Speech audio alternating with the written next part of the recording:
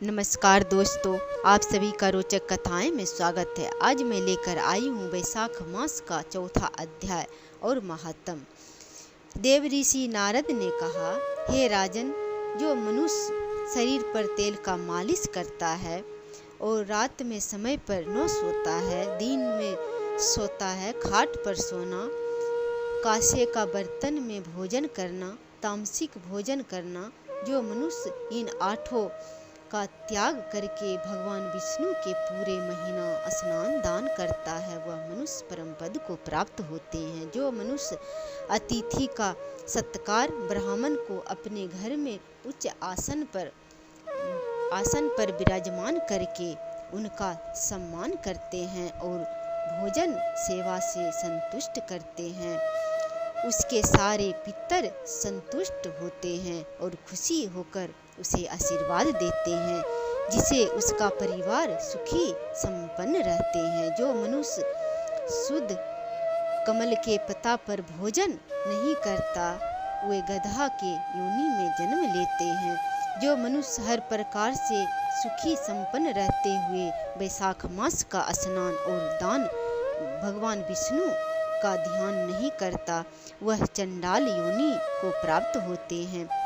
हे राजन, जो मनुष्य मेष की संक्रांति में गंगा या नदी या पवित्र तीर्थ में जाकर स्नान नहीं करता, वह मनुष्य स्वयोनि तक कुत्ते में जन्म लेते हैं। जो मनुष्य नदी में स्नान करता है, वह 3 जन्मों के पाप से मुक्त हो जाते हैं। जो मनुष्य संगम यानी समस्त नदी का जहाँ मिलन होता हो समुद्र में, वहाँ जाकर स्नान करते हैं, वे 7 जन्मों के पाप से मुक्त हो जाते हैं, उसी क्षण नष्ट हो जाते हैं, उनका पाप उसी क्षण नष्ट हो जाते हैं। जाह्नवी, वृद्ध गंगा, कालिंदी, कावेरी, नर्मदा, त्रिवेणी, सरस्वती, ये सप्त गंगा कहलाते हैं। जो मनुष्य ब्रह्म मुहूर्त में उठकर इन सप्त गंगा में स्नान करता है, उसका करोड़ों वर्षों का किया हुआ पाप नष्ट हो जाते हैं। उसे देव लोक में सभी देवता उनका सम्मान करते हैं, वह वैकुंठ में निवास करते हैं। 12 वह कुआं, तालाब, गौ के खूर के बराबर पानी हो तो उसमें सभी तीर्थ निवास करते हैं। उसमें स्नान करने से सभी तीर्थ का पुण्य प्राप्त होते हैं। हे राजन, जैसे दूध से अधिक गुणकारी दही है और दही से अधिक गुणकारी घी है, उसी तरह कार्तिक मास से उत्तम माघ मास है और माघ मास से उत्तम वैशाख मास है।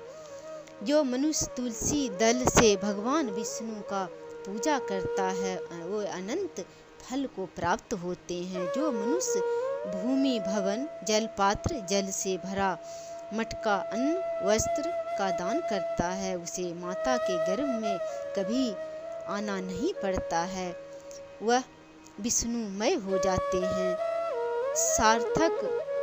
सामर्थ्य के अनुसार दान करें। घर में कुछ न हो तो भगवान के ध्यान प्रार्थना स्नान करें। माधव भगवान बड़ा ही दयालु है, उनके एक तुलसी का पत्ता प्रेम पूर्वक चढ़ाने से मनुष्य हर प्रकार के बंधन से मुक्त हो वैकुंठ लोक को प्राप्त होते हैं। और मानस पूजा से बढ़कर कोई पूजा नहीं है, तो कुछ न हो तो मानस पूजा करें, यानी मन में ध्यान करें कि पूजा कर रहे हैं, फल का भोग लगा रहे हैं, आरती कर रहे हैं, हवन यज्ञ कर रहे हैं। ऐसा करने से सभी प्रकार के फल प्राप्त हो जाते हैं और अनंत पुण्य की प्राप्ति होते हैं। जो मनुष्य वृक्ष, पेड़ पौधा लगाता है और उस पेड़ पर हजारों चिड़ियाँ घोंसला बनाकर जीवन व्यतीत करते हैं और आश्रय पाते हैं, सुखपूर्वक अपने बच्चे के साथ रहते हैं, इस अनंत फल की प्राप्ति होते हैं। वैशाख मास के पुण्य का वर्णन करने में चित्रगुप्त भी सामर्थ्य नहीं है। जो मनुष्य माता पिता, गुरु, दीन दुखी का सेवा करता है उसे उत्तम लोक की प्राप्ति होता है। जो मनुष्य वैशाख मास में निषिद्ध भोजन करता है वह सुगर योनि में जन्म लेता है, अनेक प्रकार के कष्ट भोगते हैं। जो मनुष्य भूमि का दान नहीं कर सकता वह तिल का दान करें तो दोनों का फल बराबर मिलता है। जो मनुष्य 12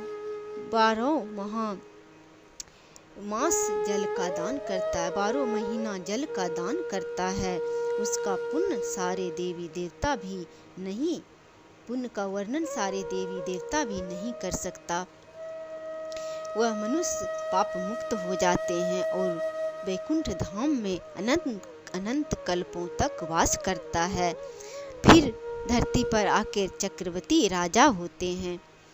मेरा वैशाख मास के महत्व अच्छा लगा हो तो कमेंट बॉक्स में ज़रूर लिखें और चैनल को सब्सक्राइब करें और शेयर करें। जय श्री हरि।